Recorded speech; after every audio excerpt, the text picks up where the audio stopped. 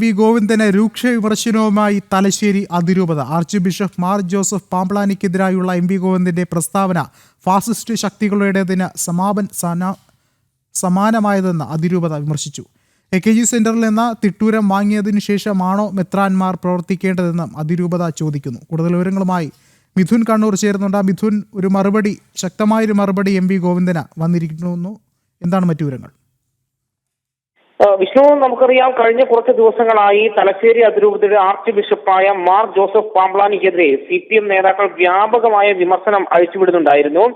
അതായത് ഛത്തീസ്ഗഡിൽ അറസ്റ്റിലായ കന്യാസ്ത്രീകൾ ജാമ്യം കിട്ടി പുറത്തു വന്നതിന് പിന്നാലെ കേന്ദ്ര ആഭ്യന്തരമന്ത്രിക്കും കേന്ദ്ര സർക്കാരിനും പിന്തുണ അറിയിച്ച് അല്ലെങ്കിൽ അഭിനന്ദനങ്ങൾ അർപ്പിച്ച് രംഗത്ത് വന്നതിന് പിന്നാലെയാണ് ഇത്തരത്തിലൊരു രൂക്ഷ വിമർശനം അവരുടെ ഭാഗത്തു നിന്നുണ്ടായത്.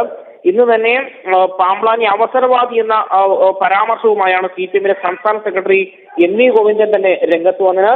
ഇതിനാണ് തലശ്ശേരി അതിരൂപതയുടെ ഭാഗത്ത് രൂക്ഷ വിമർശനം ഉണ്ടായിരിക്കുന്നത്. കൃത്യമായ മറുപടിയാണ് വി ഗോവിന്ദന് കൊടുത്തിരിക്കുന്നത്.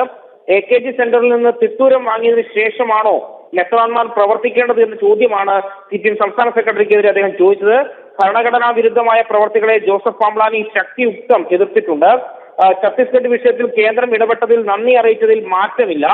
CPM സംസ്ഥാന സെക്രട്ടറിയുടെ തെറ്റിദ്ധാരണ പരത്തുന്ന പ്രസ്താവനകൾ അപലപനീയമാണ്.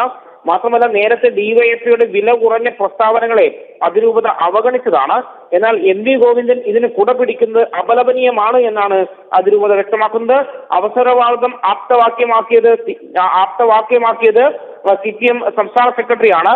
സ്വന്തം പാർട്ടിയെ മുഖ്യമന്ത്രിയും വെട്ടിലാക്കുന്ന നിലപാടാണ് ഗോവിന്ദൻ സ്വീകരിച്ചത്.